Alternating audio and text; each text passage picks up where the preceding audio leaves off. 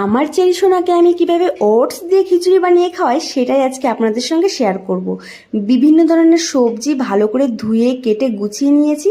এখানে আমি দিয়েছি 5 ফোড়ন, তেজপাতা, একটুখানি আদা কুচি, একখানা কাঁচা লঙ্কা। আমার মেয়ে একটুখানি ঝাল খেতে পছন্দ করে। এর মধ্যে সমস্ত সবজি এবং 2 রকমের ডাল, একটুখানি মসুর ডাল আর একটুখানি মুগ ডাল দিয়ে ভাজা ভাজা করে পরিমাণ মতন জল এবং নুন হলুদ দিয়ে 3 থেকে 4টা সিটি দেবো একেবারে লো ফ্লেমে। কিছুক্ষণ পরে ঢাকনা খুলে ওটস মিশিয়ে 3 থেকে 4টা সিটি দেবো একেবারে লো ফ্লেমে। তারপরে রেডি হয়ে যাবে ওটসের খিচুড়ি। এটা আমার মেয়ে খেতে বেশ পছন্দই করে। দেখুন 1 চামচের মতো বেঁচে আছে। এটা জোর করে খাওয়াইনি, কারণ জোর করে খাওয়ালেই না ও বমি করে দেয়।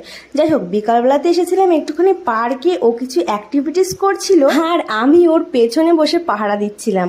আর আজকে প্রথমবার আমার ঘরে অর্পিতা দি এলো। খানিকক্ষণ বেশ গল্পগুজব করার পরে তারপরে দিদি চলে গেল। তারপর এখন আমি কালকের জন্য কিছু সবজি কেটে রাখছি। তাহলে চলুন আজকের মতন টাটা।